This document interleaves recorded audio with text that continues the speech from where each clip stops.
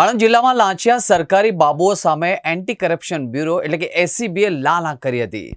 ખંભાત વિસ્તારમાં ફરજ બજાવતા એક પોલીસ સબ ઇન્સ્પેક્ટરે લાંચ લેતા રંગે હાથે ઝડપી પાડીને એસીબીએ મોટી સફળતા મેળવી છે। ભ્રષ્ટાચાર મુક્ત ગુજરાતના અભિયાન હેઠળ આણંદ એસીબી દ્વારા કરવામાં આવેલી આ સતત બીજી મોટી કાર્યવાહી છે, જેનાથી પોલીસ બેડામાં ભારે ફફડાટ ફેલાયો છે। એક અરજદારને અશાંતધારા હેઠળની મિલકતની પ્રક્રિયા માટે પોલીસના પોઝિટિવ અભિપ્રાયની જરૂર હતી। આ કાયદાકીય પ્રક્રિયામાં મદદ કરવાના અને તરફેણમાં અભિપ્રાય આપવાના બદલામાં પીએસઆઈ પંકજ પટેલે અરજદાર પાસે 30,000 રૂપિયાની લાંચની માગણી કરી। દર્શક મિત્રો, સામાન્ય રીતે સરકારની ફરજનો ભાગ ગણાતા આ કામ માટે લાંચ માંગવામાં આવતા જાગૃત નાગરિકે એસીબીનો સંપર્ક કર્યો હતો।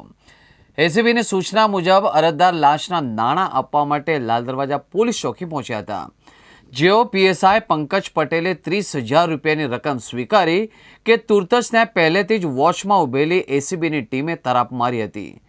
પીએસઆઈને લાંચના નાણાં સાથે રંગે હાથે ઝડપી લેવામાં આવ્યા હતા। ચોકીની અંદર જ થયેલી આ કાર્યવાહીના પગલે અન્ય પોલીસ કર્મચારીઓમાં પણ હડકંપ મચી ગયો હતો। આણંદ એસીબી અત્યારે કુલ એક્શન જોવામાં મળી રહી છે। છેલ્લા એક જ મહિનામાં આ બીજી સફળ ટ્રેપ છે, જેમાં ઉચ્ચ કક્ષાના અધિકારીને લાંચ લેતા પકડવામાં આવ્યા છે। આ સફળ કામગીરીના પગલે પ્રામાણિક નાગરિકોમાં પોલીસ તંત્ર અને એસીબી પ્રત્યે વિશ્વાસ વધ્યો છે। હાલમાં પીએસઆઈ પંકજ પટેલ વિરુદ્ધ ભ્રષ્ટાચાર નિવારણ અધિનિયમ હેઠળ ગુનો નોંધી આગળની કાયદેસરની કાર્યવાહી હાથ ધરવામાં આવી છે।